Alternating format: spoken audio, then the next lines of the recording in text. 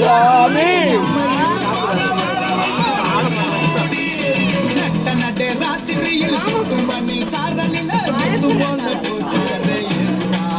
மாட்டி கொண்டையில் சாமி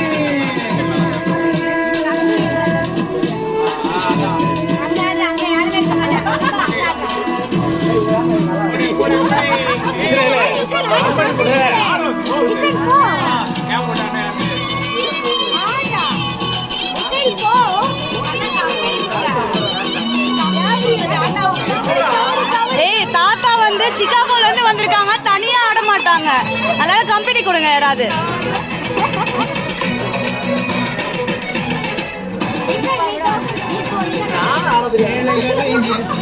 ஏழையாக வந்த சாமி